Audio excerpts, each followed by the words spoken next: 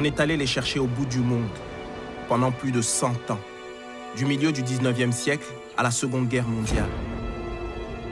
On les a réduits à l'état de bêtes curieuses, dans des os humains. Les humains ont vu partout sur la Terre la même chose, ont porté le même regard sur près de 35 000 exhibés. Au total, au 19e et au 20e siècle, c'est près de 1,5 milliard de visiteurs. Des êtres humains exhibés par d'autres êtres humains.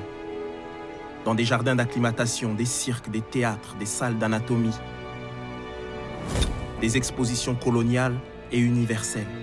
Ces hommes et femmes étaient mis sur le même niveau que les animaux. Et donc c'est extrêmement dérangeant.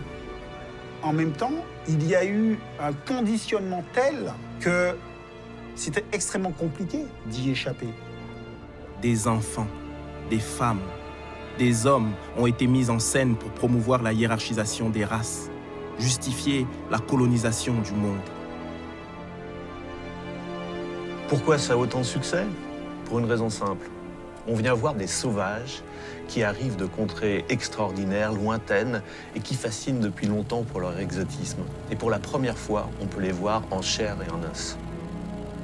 On va leur demander de jouer aux cannibales alors que ces gens qui étaient exhibés n'étaient absolument pas des cannibales. C'est du cinéma, en fait, qu'on leur demande. Avec les os humains, le racisme devient populaire, ordinaire. On vient voir le sauvage, toujours plus exotique, plus terrifiant, et désormais mis en scène.